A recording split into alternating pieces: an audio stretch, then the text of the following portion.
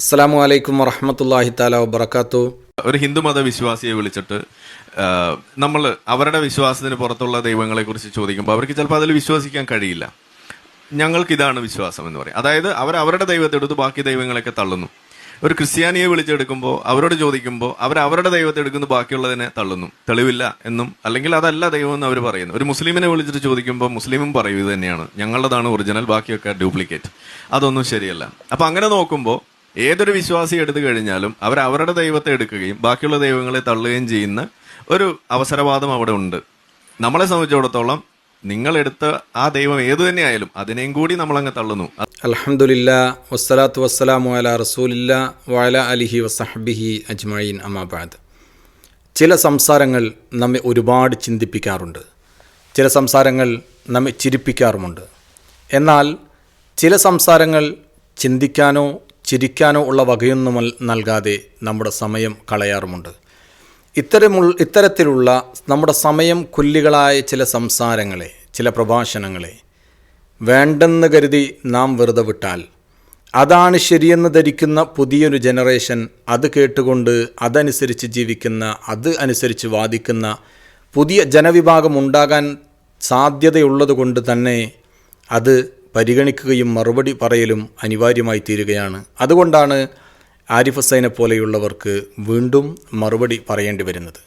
ഇതുപോലെയുള്ള ചോദ്യങ്ങൾ ഒരു വേള നിഷ്കളങ്കരായ നിഷ്പക്ഷമായി ചിന്തിക്കുന്ന ആളുകൾക്ക് സത്യം ബോധ്യപ്പെടാൻ കാരണമായേക്കും എന്ന വിശ്വാസത്തോടുകൂടെ തന്നെയാണ് ഇതുപോലെയുള്ള കാര്യങ്ങൾ സംസാരിക്കുന്നത്. യഥാർത്ഥത്തിൽ ആരിഫ് ഹുസൈൻ്റെ വാദം മതങ്ങൾ മനുഷ്യനെ ഭിന്നിപ്പിച്ചുകൊണ്ടേയിരിക്കുകയാണ്. മുസ്ലിം പറയും മുസ്ലിമാണ് ശരി, ഹിന്ദു പറയും ഹിന്ദുവാണ് ശരി, ക്രൈസ്തവൻ കുരിശുമേന്തിക്കൊണ്ട് പറയും ഞാനാണ് ശരി. മതങ്ങൾ മനുഷ്യനെ രണ്ടല്ല മൂന്നല്ല പലതായി ഭാഗിച്ചുകൊണ്ട് പലതായി വെട്ടിമുറിച്ചുകൊണ്ടേയിരിക്കുകയാണ്. അപ്പോൾ യഥാർത്ഥത്തിൽ മതങ്ങൾ വേണ്ട, കാരണം മതങ്ങൾ മനുഷ്യനെ ഭിന്നിപ്പിക്കല്ലേ, മനുഷ്യനെ വെട്ടിമുറിക്കല്ലേ എന്നുള്ളതാണ്. ഇത് യഥാർത്ഥത്തിൽ എൻ്റെ അച്ഛനാണ് നിൻ്റെ അച്ഛനേക്കാൾ നല്ലത് എന്നൊക്കെ പറയുന്ന പോലെ ചില കുട്ടികളിങ്ങനെ തർക്കിക്കും, എൻ്റെ അച്ഛനാണ് നിൻ്റെ അച്ഛനേക്കാൾ വലുത്, എൻ്റെ വീടാണ് നിൻ്റെ വീടിനേക്കാൾ വലുത്, എൻ്റെ പുസ്തകവും എൻ്റെ ടീച്ചറും എൻ്റെ സ്കൂളും അതാണ് നിൻ്റേതിനേക്കാൾ വലുത് എന്ന് പറയുന്നത് പോലെയുള്ള ഒരു ഫീലിംഗ് ആയിട്ടാണ് യഥാർത്ഥത്തിൽ എനിക്കിത് തോന്നിയിട്ടുള്ളത്. കാരണം ഓരോ കാര്യത്തിലും ഞാനാണ് ശരിയെന്ന വാദം മതങ്ങളുടെ കാര്യത്തിൽ മാത്രമല്ല, ഞാനാണ് ശരിയെന്ന വാദം പല കാര്യങ്ങളിലും ഉണ്ടാവാറുണ്ട്. ആ വാദങ്ങൾ ചെറിയ കുട്ടികളുടെ നാക്കിൽ പോലും നമുക്ക് കാണാൻ കഴിയുന്നതിൻ്റെ ചില ഉദാഹരണങ്ങൾ മാത്രമാണ് ഞാൻ പറഞ്ഞത്. നമ്മൾ അങ്ങാടിയിൽ പോകുമ്പോൾ ചില ഹോട്ടലുകളുടെ മുന്നിലെ പരസ്യങ്ങൾ കാണും, ഈ സിറ്റിയിലെ ഏറ്റവും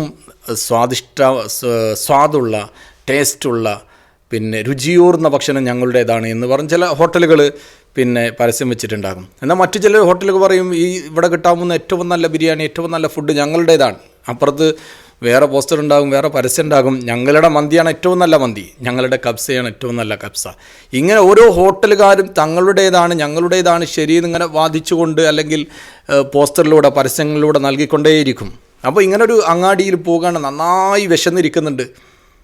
അപ്പോൾ ഒരു മതവിശ്വാസിയാണെങ്കിൽ എന്ത് ചെയ്യും?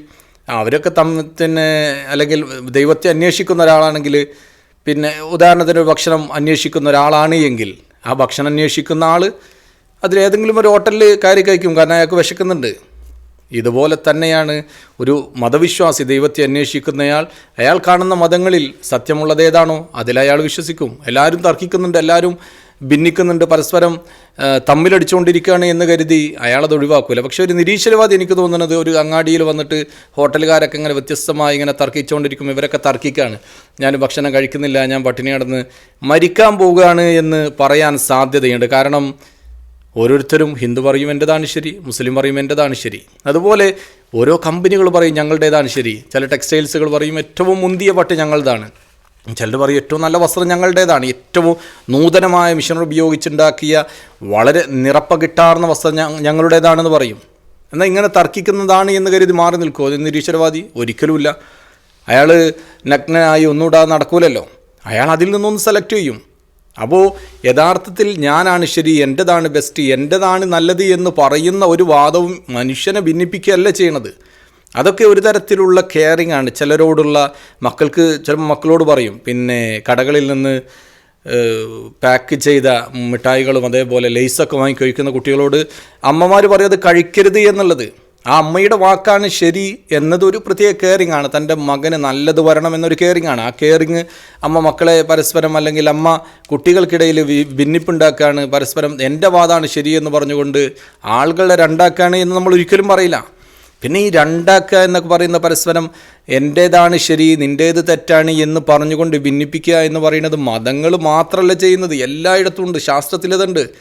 ശാസ്ത്രീയമായ വ്യത്യസ്തമായ വാദങ്ങളെടുത്ത് പരിശോധിച്ച് നോക്കിയിട്ടുണ്ടെങ്കിൽ ഇപ്പോൾ ഗ്രാവിറ്റി, ഗുരുത്വാകർഷണ ബലം പിന്നെ ആപ്പിൾ മരത്തിൽ നിന്ന് ആപ്പിൾ വീഴുമ്പോൾ അത് താഴോട്ട് വീഴാനുള്ള കാരണം ഗ്രാവിറ്റിയാണ് എന്ന് കണ്ടെത്തുന്ന ഐസക് ന്യൂട്ടൻ്റെ ന്യൂട്ടോണിയൻ ഗ്രാവിറ്റി, ആ ന്യൂട്ടോണിയൻ ഗ്രാവിറ്റിയും ഐൻസ്റ്റീൻ്റെ ജനറൽ റിലേറ്റിവിറ്റി തിയറിയും, ഇത് രണ്ടും തമ്മിൽ വ്യത്യാസം. രണ്ടും ഗ്രാവിറ്റിയെക്കുറിച്ചുള്ളതാണ്.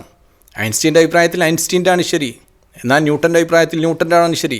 അതുപോലെ ഐൻസ്റ്റീൻ്റെ ജനറൽ റിലേറ്റിവിറ്റി തിയറിയും സ്റ്റീഫൻ ഹോക്കിൻസിനെ പോലെയുള്ളവരുടെ ക്വാണ്ടം ഗ്രാവിറ്റി, ഈ രണ്ടും തമ്മിൽ വ്യത്യാസമുണ്ട്. സ്റ്റീഫൻ ഹോക്കിൻസിൻ്റെ അഭിപ്രായത്തിൽ എൻ്റേതാണ് ശരി എന്നുള്ളതാണല്ലോ, ഐൻസ്റ്റീൻ്റെത് എൻ്റേതാണ് ശരിയെന്ന്. യഥാർത്ഥത്തിൽ ശാസ്ത്രം രണ്ടുപേരെയും വിഭജിക്കുകയല്ല, രണ്ടുപേരെയും ജനങ്ങൾ യഥാർത്ഥത്തിൽ കൺഫ്യൂഷൻ ആവേണ്ട, ഏതാണ് ശരി, ന്യൂട്ടനാണോ ശരി, ഐൻസ്റ്റീൻ ആണോ ശരി, ഹോക്കിൻസ് ആണോ ശരി.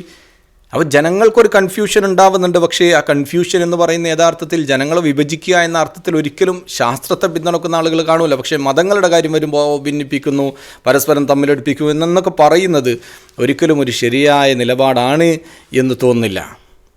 പിന്നെ മതങ്ങൾ പരസ്പരം വ്യത്യസ്തമായ അഭിപ്രായങ്ങൾ ഉണ്ടാകും. എല്ലാവരും തമ്മിൽ വ്യത്യസ്തമായ അഭിപ്രായങ്ങൾ നമുക്ക് കാണും. പൊളിറ്റിക്സിലാണെങ്കിലും സ്പോർട്സിലാണെങ്കിലും ആർട്സിലാണെങ്കിലും കലാരംഗത്താണെങ്കിലും എല്ലാവർക്കും വ്യത്യസ്തമായ അഭിപ്രായങ്ങൾ ഉണ്ടാകും. പക്ഷേ ആ വ്യത്യസ്തമായ അഭിപ്രായം എന്ന് പറയുന്നത് മതങ്ങൾക്ക് പ്രത്യേകിച്ചുണ്ടാകും. കാരണം അവർ ചോദ്യത്തെ ഫേസ് ചെയ്യുന്നവരാണ്. പ്രപഞ്ചത്തിൽ ഏറ്റവും മൗലികമായ ചോദ്യങ്ങൾക്ക് പിന്നിൽ നടക്കുന്ന ആളുകളാണ് മതവിശ്വാസികൾ. അവർ ചോദിക്കുന്നത് നമ്മൾ എന്തുകൊണ്ട് ഈ ഭൂമിയിൽ വന്നു, എന്താണ് മനുഷ്യൻ ഈ ഭൂമിയിൽ വന്നതിൻ്റെ പർപ്പസ്, ലക്ഷ്യം എന്താണെന്ന് അന്വേഷിക്കുന്ന ആളുകളാണ് മതവിശ്വാസികൾ. ആ ചോദ്യത്തെ വളരെ സീരിയസ് ആയി ഗൗരവമായി തന്നെ ഫേസ് ചെയ്തുകൊണ്ട് അതിന് ഉത്തരം കണ്ടെത്താൻ ശ്രമിക്കുന്ന ആളുകൾക്കിടയിൽ വ്യത്യസ്തമായ അഭിപ്രായം ഉണ്ടാകും. ഏറ്റവും ചെറിയ കാര്യങ്ങളിൽ പോലും പരസ്പരം തമ്മിലടിക്കുന്ന ആളുകൾ. അപ്പോൾ ഏറ്റവും ഉദാത്തമായ മൗലികമായ ഒരു ചോദ്യം, നമ്മൾ എന്തിനാണ് ഈ പ്രപഞ്ചത്തിൽ വന്നത്, മനുഷ്യൻ പ്രപഞ്ചത്തിൽ വന്നതിൻ്റെ പർപ്പസ് എന്ത് എന്ന് അന്വേഷിക്കുന്ന മനുഷ്യന് യഥാർത്ഥത്തിൽ മതങ്ങൾക്ക് വ്യത്യസ്തമായ അഭിപ്രായങ്ങൾ ഉണ്ടാകും. ആ വ്യത്യസ്തമായ അഭിപ്രായങ്ങൾ ഉണ്ടെങ്കിൽ നമ്മൾ വളരെ ഗൗരവത്തോടുകൂടെ ആ ചോദ്യത്തിന് ഉത്തരം അന്വേഷിക്കുന്നു എന്നാണ് അതിനർത്ഥം. ഇപ്പോൾ ഒരു മൂന്നാളുകൾ ഇങ്ങനെ ഒരു മരുഭൂമിയിൽ അകപ്പെട്ടു പോയി എന്ന് സങ്കല്പിക്കുക. ആരും സഹായിക്കാനില്ലാതെ, ആരുമില്ലാതെ ഒരു മൂന്നാളുകൾ മരുഭൂമിയിൽ ഇങ്ങനെ ഒറ്റപ്പെട്ട് നിൽക്കുകയാണ്. അവർ ജീവിക്കാനുള്ള പ്രതീക്ഷകൾ അസ്തമിക്കുമ്പോൾ ഒരാളിങ്ങനെ അപ്പുറത്തിങ്ങനെ കുറച്ച് പക്ഷികളിങ്ങനെ പറക്കുന്നത് കാണാണ്.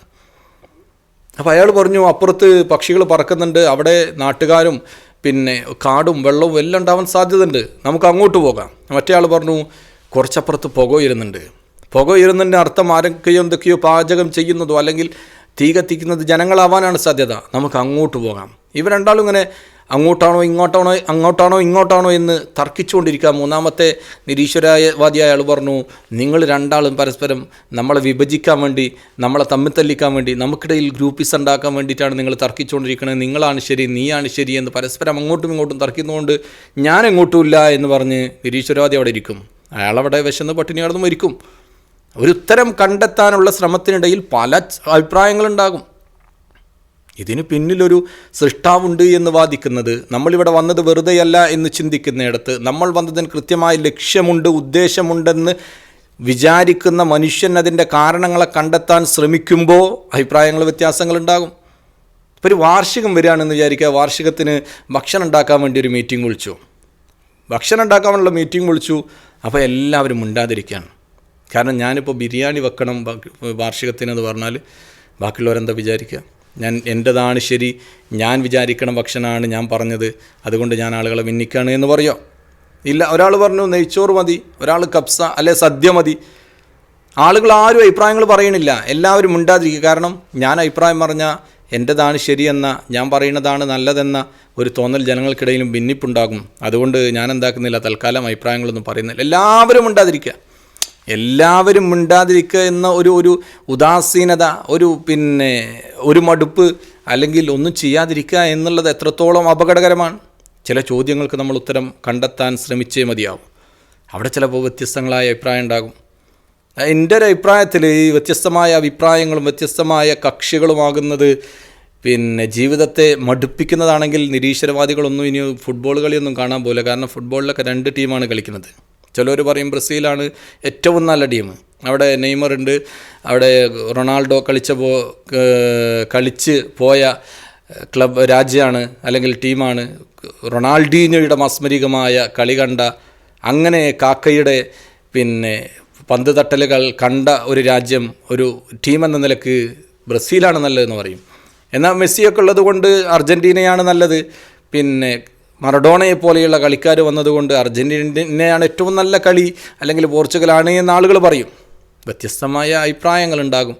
നീ ഫുട്ബോൾ കാണണ്ട, നമ്മളാരും നീ നമ്മളൊരു മതത്തിലും വിശ്വസിക്കേണ്ട, കാരണം അവർ തമ്മിൽ തല്ലാണ് എന്നൊക്കെ പറയുന്ന പോലെ ഇനി എന്ത് ചെയ്യേണ്ട, നമ്മൾ ഫുട്ബോൾ കാണണ്ട, ഇനി അടുത്ത ലോകകപ്പ് മുതൽ ഒരൊറ്റ ടീം മാത്രം കളിക്കുകയാണെങ്കിൽ മാത്രമേ ഞങ്ങൾ ഫുട്ബോൾ കാണുള്ളൂ. പരസ്പരം തമ്മിൽ തല്ലുന്ന, പരസ്പരം അങ്ങാടി മുഴുവൻ കൊടിവെച്ചിട്ട് അവരുടെ വസ്ത്രം ധരിച്ചുകൊണ്ട് പരസ്പരം സ്വന്തം ഫുട്ബോൾ ടീമിനെ തിരിച്ചറിയുന്ന കോലത്തിൽ നടക്കുന്ന ഒരു ഫുട്ബോൾ കളി കാണാൻ ഞങ്ങൾ ഉണ്ടാവില്ല എന്ന് നിരീശ്വരവാദികൾ പറയും എന്നാണ് എനിക്ക് തോന്നുന്നത്. പക്ഷേ അവർ ഈ മതങ്ങളുടെ കാര്യത്തിൽ മാത്രമേ ഈ ഒരു വാദമുള്ളൂ.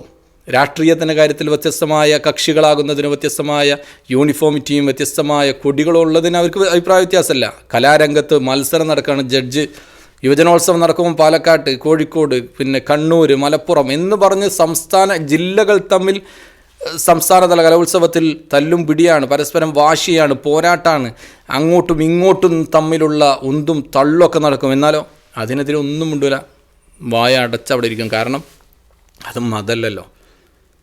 ദൈവത്തെ ലോകമാകെ സൃഷ്ടിച്ച് പരിപാലിക്കുന്ന പടച്ചവൻ്റെ മുന്നിൽ പടച്ചവൻ്റെ മെക്കിട്ട് കയറാൻ മാത്രം പഠിച്ചിട്ടുള്ള നിരീശ്വരവാദികൾക്ക് ചുറ്റുമുള്ളതൊന്നും കാണാൻ കഴിയില്ല. കാരണം അവർ വച്ച മഞ്ഞക്കണ്ണട കൊണ്ട് അവർ തിരുത്താൻ ശ്രമിക്കുന്നതും അവർ വിമർശിക്കാൻ ശ്രമിക്കുന്നതും ലോകത്തിൻ്റെ ശക്തിയാണെന്ന ബോധ്യം അവർക്കുണ്ട് എങ്കിൽ മാറാൻ അവർ തയ്യാറാകും. അല്ല എങ്കിൽ ഈ മുട്ടുന്യായങ്ങൾ, മുട്ടുവാദങ്ങൾ പറഞ്ഞുകൊണ്ടേയിരിക്കും. അവരുടെ തൊണ്ടക്കുഴിയിൽ നിന്ന് അവസാനത്തെ ശ്വാസം എടുക്കപ്പെടുന്നത് വരെ കാത്തിരിക്കാം. പിന്നെ ഒരു മതങ്ങളും ആരോടും മോശമായതൊന്നും കൽപ്പിക്കുന്നില്ല എന്നാണ് എനിക്ക് തോന്നുന്നത്. കാരണം അടിസ്ഥാനപരമായ അടിസ്ഥാന തത്വങ്ങൾ വ്യത്യസ്തമായിരിക്കാം. ഇസ്ലാമിനെ സംബന്ധിച്ചിടത്തോളം ലാ ഇലാഹ ഇല്ലല്ലാഹ് മുഹമ്മദുർ റസൂലുള്ളാഹ്, അള്ളാഹു അല്ലാതെ ഒരു ആരാധ്യനില്ല, മുഹമ്മദ് നബി അള്ളാഹുവിൻ്റെ റസൂലാണ്. ക്രിസ്തുമതത്തിന് അതിൻ്റേതായ അടിസ്ഥാന തത്വങ്ങളുണ്ടാകും, ഹിന്ദുമതത്തിന് അതിൻ്റെ തത്വങ്ങളുണ്ടാകും.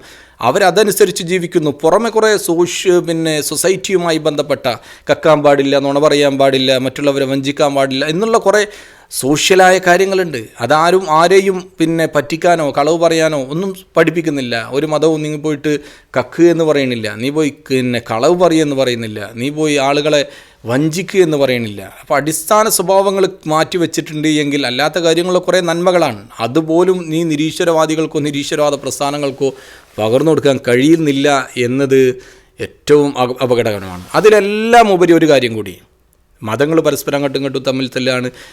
ഇസ്ലാമാണ് ശരി, ക്രിസ്ത്യാനിയാണ് ശരി, ഹിന്ദുവാണ് ശരി എന്ന് പരസ്പരം അങ്ങോട്ടും ഇങ്ങോട്ടും വാദിക്കുകയാണ് എന്ന് കുറ്റപ്പെടുത്തുന്ന നിരീശ്വരവാദികൾ എന്താണ് ചെയ്യണമെന്ന് നിങ്ങൾക്കറിയോ? അവർ പറയും നിങ്ങളാരും ശരിയില്ല, ഹിന്ദുവും ശരിയില്ല, മുസ്ലിമും ശരിയില്ല. അപ്പം ഞങ്ങൾ പറയണതാണ് ശരി, ഹിന്ദുവും മുസ്ലിമും ക്രിസ്ത്യനും പറയണൊന്നും ശരിയില്ല, ഞങ്ങൾ പറയണതാണ് ശരി, ഞങ്ങൾ പറയണതാണ് സത്യം, ഞങ്ങൾ പറയണത് മാത്രമാണ് സത്യം എന്ന് 24 മണിക്കൂറും വാദിച്ചുകൊണ്ടേയിരിക്കുന്ന ആളുകളാണ് പറയുന്നത് നിങ്ങൾ തമ്മിൽ തല്ല എന്നുള്ളത്. ഇതിലപ്പുറം ചിന്തിക്കുന്നവർക്ക് ദൃഷ്ടാന്തമല്ല. ചിന്തിക്കുക, നന്നാവാൻ ശ്രമിക്കുക. അസ്സലാമു അലൈക്കും വറഹ്മത്തുള്ളാഹി തആല വബറകാതുഹു.